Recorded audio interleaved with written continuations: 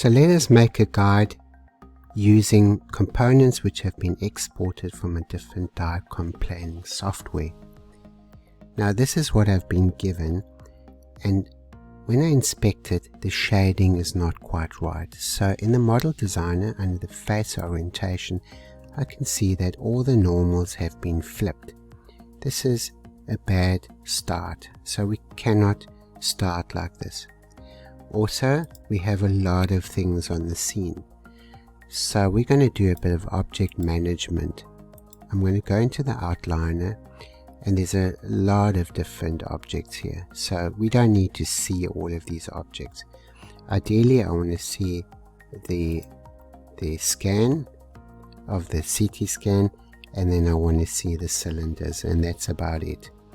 So I'm going to be selecting the scan and move it into the collection that I want to be able to see. So let us create a new collection, and I'll call this models.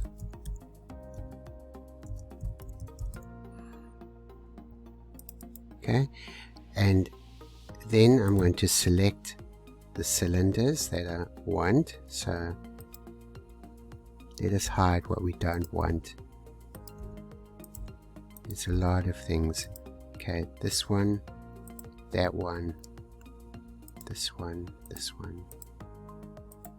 We're going to put these into the model collection. Then what I'm going to do is I'm going to then hide the model collection, and then Alt H to grab everything else, A, and we're going to move this into spares. Spare. And the spare one we're going to hide. And I'm going to unhide the other one. So now we've got exactly what we need. I'm going to look at the face orientation and flip these normals. So this goes for these as well. Flip normals. Actually, the implants we could keep on the scene as well. So I'm going to go through the implants and select them over here, and then just drag them into this collection. And again, we can see the implants. I don't know why this is done. The normals have all been flipped around. Okay, so that's what I want to see. We're going to give this a little bit of a color, and this just makes things way easier. Object management is always very important.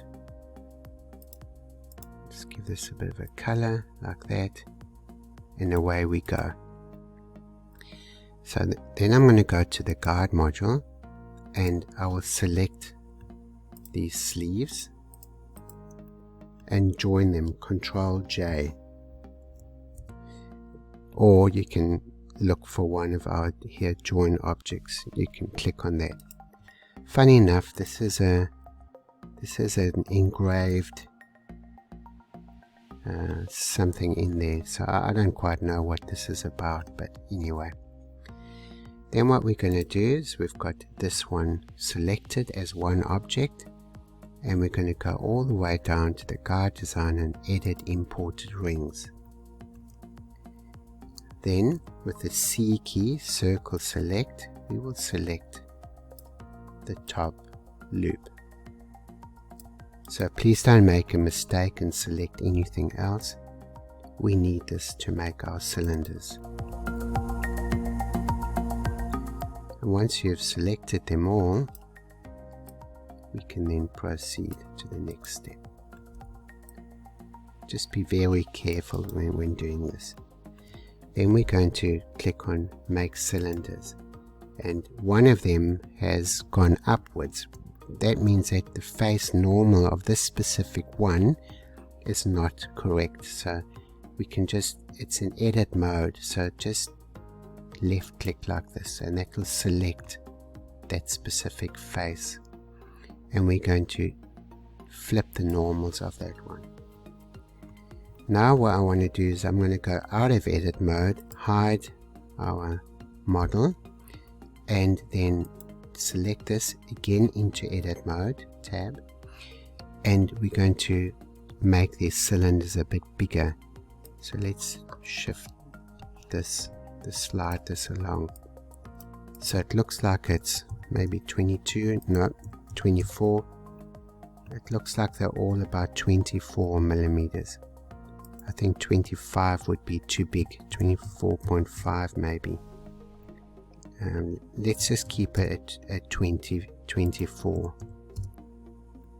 Then what we're going to do is we're going to accept. Next, Alt H to unhide everything. Then we're going to select our cylinder, and in the guide module we're going to create some sleeves. So we're going to look for the sleeve menu, which is over here, and in the sleeve menu, the second menu from the top, so not this one, we're going to click on clearance, cylinder clearance, and that's 0.1. You can adjust it accordingly. Then I'm going to select the face, create sleeve, and then I'm going to scale the sleeve according to my liking, and then R to rotate, and we can move this RZ, move this forward, the notch forward like this. And then I'm going to go scale Z and scale this tube downwards so that it just barely touches. And then we're going to trim this and make a hole. And that's our first one done. We're going to do the next one.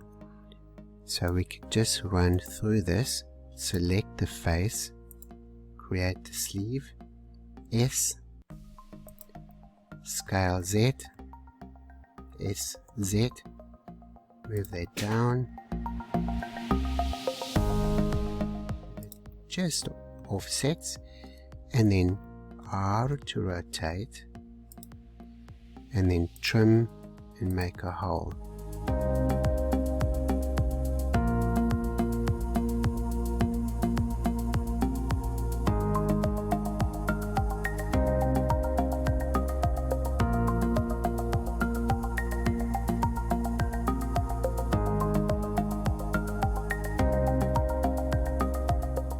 Let us go to, what we can do is we can put some fixation pins in here as well.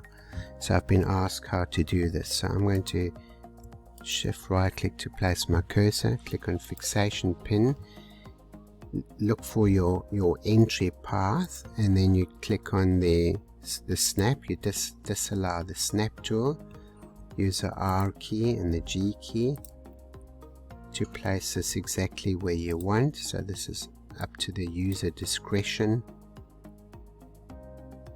You can look at this into wireframe in transparent mode so that you can get it correctly placed. And then once we've done that, we're going to do exactly the same thing. So we're going to do the clearance of it, apply, and then scale Z, and then the R key to rotate that if we want to.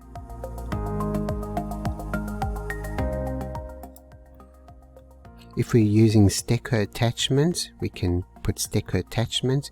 If you do so, this should be at 10 millimeters. Okay, so and then you can move this down if you want to. So that's about 10 millimeters long. So we've got a video on that. So we're going to trim the drill and then make a hole.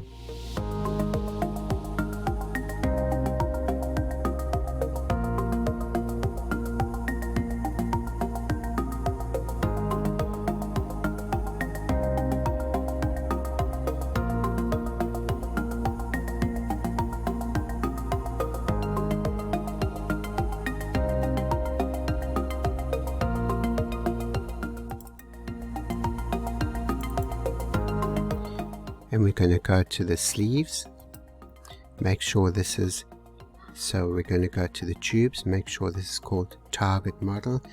Now ideally we should have an offset model. Next we're going to go to our blockout module and name this upper, create offset, and we're going to apply this, remesh this. And this is important that we have an offset model, and we need this so that we can block out all the undercuts. There's a lot of undercuts around here which we don't want, so we need to make sure that we've got a nice model for a fitting surface. Very, very important. And then we're going to create our passive model.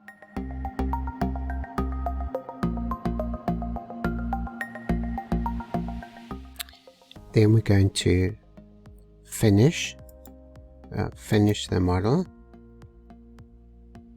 and we can use this to either paint or we can use this to make our tube.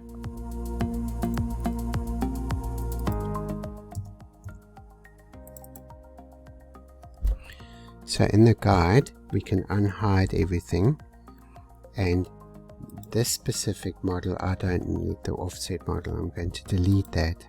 Okay, now this is the one that we are interested in.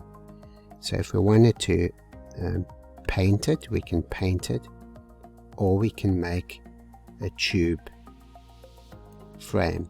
So let us make a tube frame for this specific example. Make sure you select it and then go to the tubes. This is the passive, this is the target model. Shift right click to place our cursor and draw the tubes. Select the model to shrink wrap to, and we're going to then extrude this. And I'm going to offset it a little bit more like that.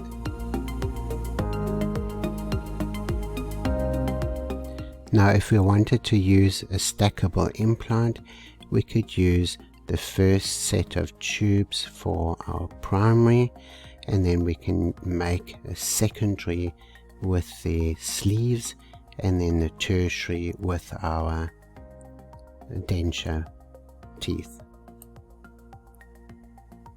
But for this example I will not be doing this, but that's easily done. So we're going to remesh this specific one, and we're going to accept this. I'll make this 0.3, and we're going to accept this, and then we obviously make tubes running through there. So I'm going to select that, place my cursor, and then we're going to then draw tubes. But this time around I will not shrink wrap it to anything. I will use this and then extrude it, and extrude this through to the other side like that.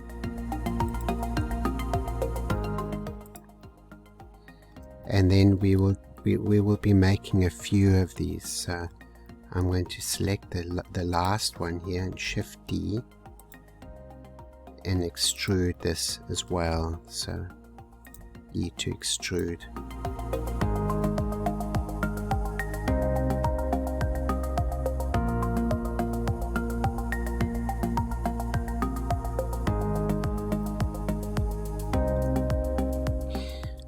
If you were making a stackable implant guide, you'd then join these to your attachments. So what I'm going to do here, I'm going to remesh these tubes, and then we'll set this at also 0.3 and accept that, and then in edit mode I can still change and bring this into exactly where I want it to go. So if it's not exactly 100% intersecting, just move them into this tube. Then we're going to select this one as well and join, and then remesh this structure. Okay, and then I'm going to apply this Okay, and then finally we want to finish it, and we're going to go to the finishing, and we're going to show the cutters. These are all of our cutters. Now we don't need to cut anything here because there is nothing overlapping, but we need to trim the holes going through here. So these cutters we don't need.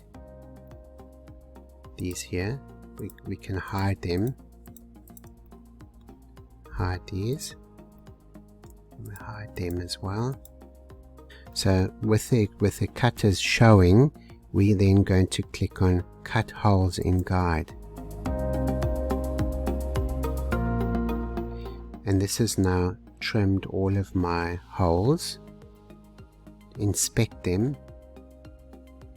And then lastly we're going to then cut fitting surface.